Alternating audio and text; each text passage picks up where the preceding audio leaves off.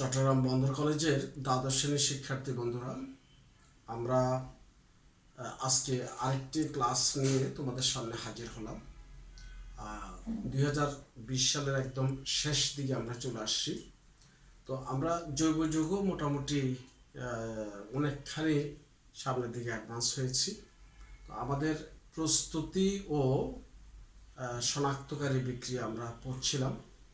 তো গত ক্লাসে আমরা অ্যামিন চ্যাপ্টার শেষ করে, অ্যামিন অংশ শেষ করে অ্যালডিহাইড এবং কিটোনের প্রস্তুতিটা শিখেছিলাম।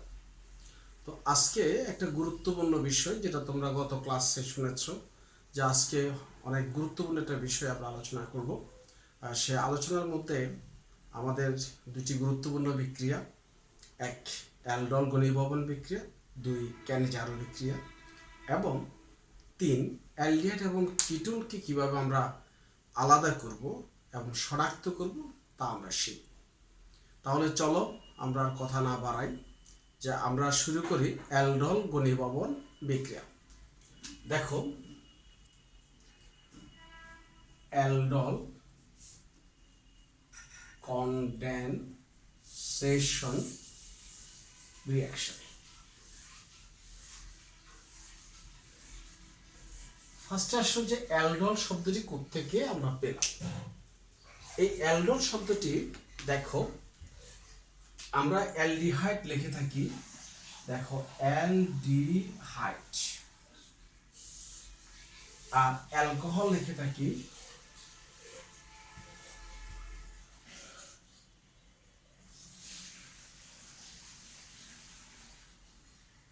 আমরা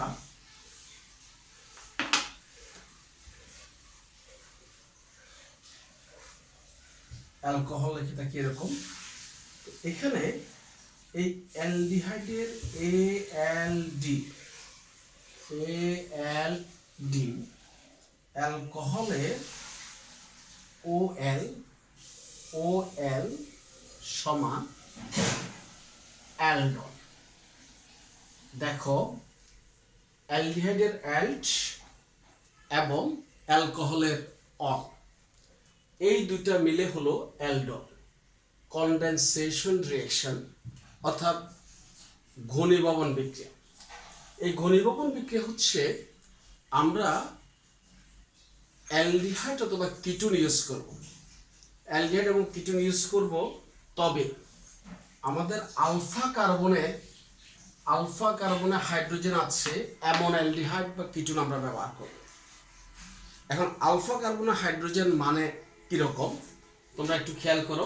যেমন মনে করো ACHO ফর্মালডিহাইড, তারপর CH3 CHO অ্যাসিটালডিহাইড, তারপর আরেকটা CH3 CH2 CHO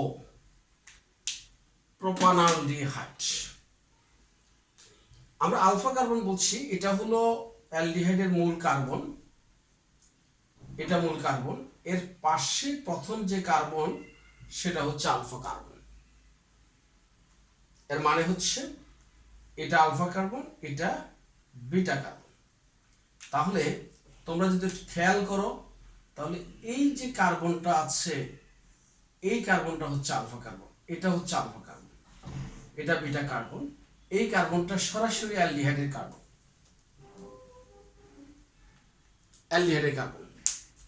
এখন অ্যালডল ঘনীভবন বিক্রিয়ার জন্য আমাদের প্রয়োজন হবে আলফা হাইড্রোজেন বিশিষ্ট অ্যালডিহাইড বা কিটোন। যেমন মনে করো, আমরা যদি কথাটা এইভাবে বলি তোমাকে, এটা হচ্ছে বেনজালডিহাইড। বেনজালডিহাইডের এই কার্বনটা হচ্ছে মূল কার্বন, এবং এই মূল কার্বনের ঠিক এই কার্বনটা হচ্ছে আলফা কার্বন। এখন এই কার্বনে যদি হাইড্রোজেন থাকে, তাহলে তাকে আমরা হাইড্রোজেন যুক্ত আলফা হাইড্রোজেন যুক্ত অ্যালডিহাইড বলব, আর যদি না থাকে আলফা হাইড্রোজেন মুক্ত অ্যালডিহাইড বা কিটোন বলব। এখন প্রশ্ন হচ্ছে যে আমাদের অ্যালডল ঘনীভবনের জন্য আমাদের আলফা কার্বনে হাইড্রোজেন থাকতে হবে, 1 নম্বর শর্ত।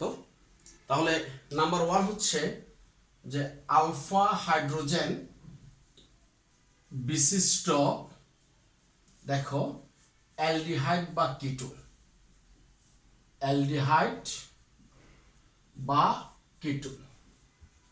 অবশ্য অ্যালডিহাইড ব্যবহার করো 2 অণু বিক্রিয়া করবে, মাথায় রাখতে হবে। 2 অণু বিক্রিয়া করবে, মাথায় রাখতে হবে। 2 নাম্বার হচ্ছে লঘু ক্ষার। লঘু ক্ষার মনে করো সোডিয়াম হাইড্রোক্সাইড ইউজ করো অথবা পটাশিয়াম হাইড্রোক্সাইড ইউজ করো। এই দুইটা তোমার প্রয়োজন হবে। আলফা হাইড্রোজেন বিশিষ্ট অ্যালডিহাইড বা কিটোন, আলফা হাইড্রোজেন বিশিষ্ট অ্যালডিহাইড বা কিটোন এবং লঘু ক্ষার সোডিয়াম হাইড্রোক্সাইড বা পটাশিয়াম হাইড্রোক্সাইড। তারপর কিভাবে অ্যালডল হয় এবং কিভাবে ঘনীভবন বিক্রিয়াটা সম্পন্ন হয় তোমরা বিক্রিয়ায় দেখো। এখন সবচেয়ে ভালো উদাহরণ হচ্ছে অ্যাসিটালডিহাইড নিয়ে। একটু যদি খেয়াল করো তাহলে CH3C, এখানে ধরো আমি যদি এখানেই তোমার ডাবল বন্ড দিই অথবা এই জায়গায় যদি আমি হাইড্রোজেনটা দিই, মনে করো এখানে হাইড্রোজেন দিলাম আর ডাবল বন্ড অক্সিজেনটা এইভাবে দিলাম, প্লাস আরেক অণুর আলফা কার্বন হাইড্রোজেনটাকে এভাবে বের করে দেখালাম এবং CHO দিয়ে আমরা এখানে লঘু ক্ষার ব্যবহার করলাম। লঘু ক্ষার যথারীতি তোমাকে যেটা বললাম সোডিয়াম হাইড্রোক্সাইড বা পটাশিয়াম হাইড্রোক্সাইড আমরা ইউজ করছি। একটু খেয়াল করো, এটা এক অণু, এটা আরেক অণু।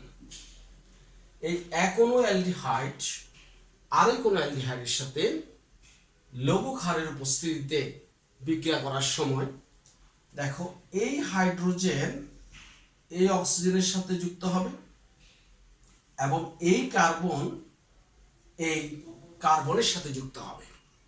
ফলে আমরা যে যৌগটা পাবো তা হলো CH3CH, এখানে একটা OH উৎপন্ন হবে আর এখানে CH2CHO উৎপন্ন হবে। খেয়াল করো এই যৌগটা হচ্ছে, এটা হলো আলফা কার্বন, এটা বিটা কার্বন, এটা গামা কার্বন। এখন বিটা কার্বন একটা OH আছে, নাম হচ্ছে বিটা হাইড্রোক্সি বিউটানালডিহাইড। দেখো বিটা হাইড্রোক্সি বিউটানালডিহাইড। এখন ঠিক এখানে একটা অ্যালডিহাইড মূলক আছে এবং একটা OH মূলক আছে। অ্যালডিহাইডের অ্যাল্ট এবং অ্যালকোহলের অল, এই দুটা মিলে এর নাম একটা অ্যালডল। আমরা অ্যালডল পেয়ে গেলাম। দেখো আমরা অ্যালডল পেয়ে গেলাম। অ্যালডল পাওয়ার পরে এবার আমরা এটাকে যদি উত্তপ্ত করি তাহলে এখান থেকে পানি বের হয়ে যাবে। পানিটা কিভাবে বের হবে, যে আলফা কার্বন থেকে একটা হাইড্রোজেন এবং বিটা কার্বন থেকে OH চলে যাবে, ফলে CH3CH ডাবল বন্ড CHO উৎপন্ন হবে প্লাস পানি উৎপন্ন হবে। পানিটা অবশ্য এখানে লিখেছে আর এখানে না লিখলেও চলবে। হ্যাঁ, এই যে দেখো আলফা এবং বিটা কার্বনের মাঝখানে একটা ডাবল বন্ড সৃষ্টি হলো। তোমরা জানো যে ডাবল বন্ড থাকলে তাকে আমরা অসম্পৃক্ত বলি। তাহলে দেখো পানি গিয়ে আলফা বিটা অসম্পৃক্ত অ্যালডিহাইড অথবা কিটোন উৎপন্ন হবে। আর এইভাবে 2 অণু অ্যালডিহাইড লঘু ক্ষারের সাথে যুক্ত হয়ে 2 অণু অ্যালডিহাইড লঘু ক্ষারের সাথে যুক্ত হয়ে আলফা বিটা অসম্পৃক্ত অ্যালডিহাইড বা কিটোন উৎপন্ন হওয়ার এই বিক্রিয়াটাকে আমরা অ্যালডল ঘনীভবন বিক্রিয়া বলেছি। যেটা মনে রাখতে হবে যে অ্যালডল ঘনীভবন যাদের আলফা কার্বন হাইড্রোজেন নাই তারা কখনোই এই বিক্রিয়াটা প্রদর্শন করবে না। আলফা কার্বনে হাইড্রোজেন নাই, মাথায় রাখতে হবে, আলফা কার্বনে হাইড্রোজেন নাই, তারা লঘু ক্ষারের সাথে এই জাতীয় বিক্রিয়া প্রদর্শন করে না। এখন স্বাভাবিক কারণে প্রশ্ন হলো যারা আলফা কার্বনে হাইড্রোজেন নাই তারা কি ক্ষারের সাথে বিক্রিয়া করে না? প্রমাণ হলো লঘু ক্ষারের সাথে কোনো বিক্রিয়া করে না। প্রমাণ হলো লঘু ক্ষারের সাথে কোনো বিক্রিয়া করে না। কিন্তু বিক্রিয়া কেন জানো? দেখো, ক্যানেজারো বিক্রিয়া,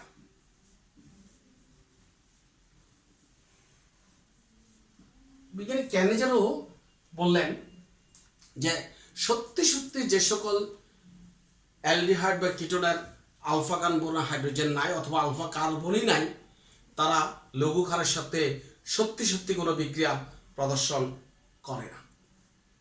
তবে ঘন ক্ষারের সাথে ওরা এক বিশেষ বিক্রিয়া সম্পন্ন করে। দুই অণু বিক্রিয়া করে, এক অণু নিজে নিজে জারিত হয়, আরেক অণু নিজে নিজে বিজারিত হয়ে জারণ এবং বিজারণ উভয় ধরনের কাজটা সেখানে সম্পন্ন হয়ে অ্যালকোহল এবং জৈব অ্যাসিড উৎপন্ন করে। খুব মজার বিক্রিয়া সেটা। কারণ হচ্ছে, মনে করো HCHO প্লাস HCHO, আর এখানে হচ্ছে ঘন ক্ষার।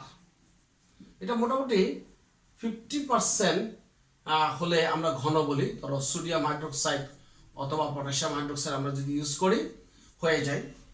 এখন খেয়াল করো যে এখানে এই এক অণু অ্যালডিহাইড বিজারিত হয়ে তোমার মিথাইল অ্যালকোহল উৎপন্ন করবে, আরেক অণু জারিত হয়ে এভাবে অ্যাসিড উৎপন্ন করবে, পরবর্তীতে সোডিয়াম অ্যাসিডের সাথে বিক্রিয়া করে তোমার সোডিয়াম লবণ উৎপন্ন করবে। তাহলে এক অণু বিজারিত হলো, আরেক অণু জারিত হলো। খুব মজার বিষয়। অথচ এখানে আমরা কোনো জারক বিজারক ব্যবহার করিনি।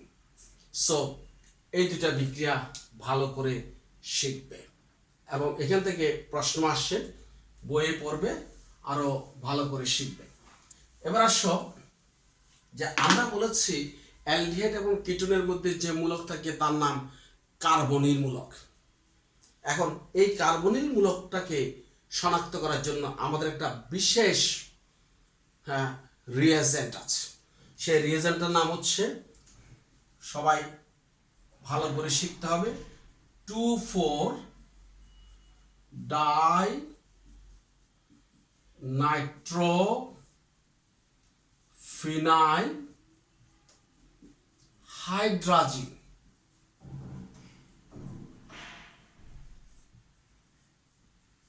দেখো, 2,4-ডাইনাইট্রোফিনাইল হাইড্রাজিন, 2,4-ডাইনাইট্রোফিনাইল হাইড্রাজিন। সংক্ষেপে আমরা লেখার সময় 2 এবং 4 লিখব, তবে 2:4 হাইফেন দিব, DNPH। দেখো, ডাই নাইট্রোফিনাইল হাইড্রাজিন। কিন্তু এই DNP লিখলেই যদি হয়ে যায়, আমরা এই স্টার লিখবো না। সো 2,4-ডাইনাইট্রোফিনাইল হাইড্রাজিনকে আমরা সংক্ষেপে 2:4 DNP বলবো। আর মনে রাখবে, এই 2,4-ডাইনাইট্রোফিনাইল হাইড্রাজিন হচ্ছে কার্বনিল মূলক শনাক্ত করার জন্য সুনির্দিষ্ট বিকারক। এখন আমরা 2,4-DNP সংকেত শিখব। খেয়াল করো, এই 2,4-DNP সংকেত শেখার জন্য আমি তোমাকে এইভাবে দেখাতে চাচ্ছি। এইখানে NH NH2, এটা হচ্ছে ফিনাইল হাইড্রাজিন। ফিনাইল হাইড্রাজিন এটা 1 নম্বর কার্বন, এটা 2 নম্বর কার্বনে যদি তোমার একটা নাইট্রোমূলক থাকে, আবার এটা যদি একটা নাইট্রোমূলক থাকে, 2 নম্বর একটা নাইট্রোমূলক এবং 4 নম্বর একটা নাইট্রোমূলক। সুতরাং এই 2,4-ডাইনাইট্রো 2:4 DNP আমরা পেয়ে গেলাম। আবারও বলছি যে কার্বনিল মূলক শনাক্ত করার জন্য একটা বিশেষ বিকারক 2,4-DNP। যদি কোন একটা যৌগ 2,4-DNP এর সাথে বিক্রিয়া করে, পদক্ষেপ সৃষ্টি করে, তাহলে বুঝতে হবে যে এটাতে অবশ্যই কার্বনিল মূলক আছে, বা এই কার্বনিল মূলক ছাড়া অন্য কোনো কার্যকরীমূলক 2,4-DNP এর সাথে কোনো বিক্রিয়া করবে না। সো আমরা কি পেলাম? এখন মনে করি এটাকে যদি আমি একটু ঘুরাইয়ে লিখি, এভাবে না লিখি, তাহলে কেমন হবে? যেহেতু আমরা বিক্রিয়া করার সময় সেভাবে লিখব, খেয়াল করো, আমরা এভাবেও দিতে পারি।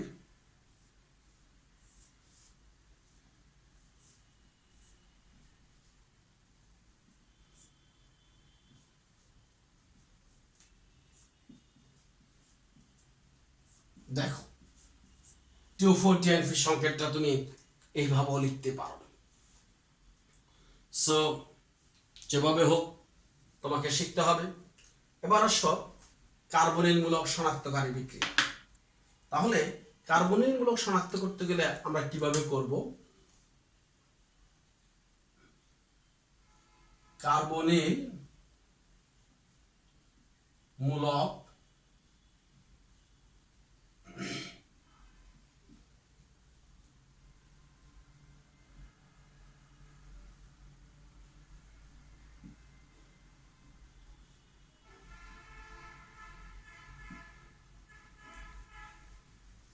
শনাক্তকারী বিক্রিয়া, মনে করো RC≡OH, আমি একটা অ্যালডিহাইড দেখালাম যেখানে কার্বনিলমূলক আছে। তুমি এবার 2,4-DNP এভাবে লেখো।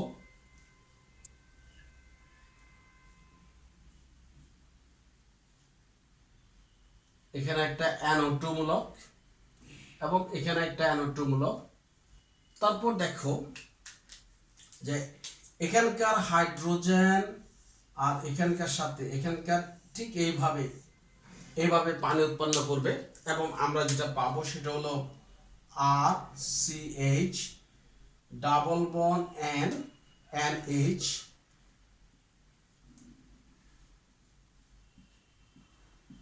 এখানে NO2 এবং এখানে NO2 প্লাস পানি, এবং এই জায়গায় হয়তো হলুদ অথবা কমলা বর্ণের অধক্ষেপ সৃষ্টি হবে।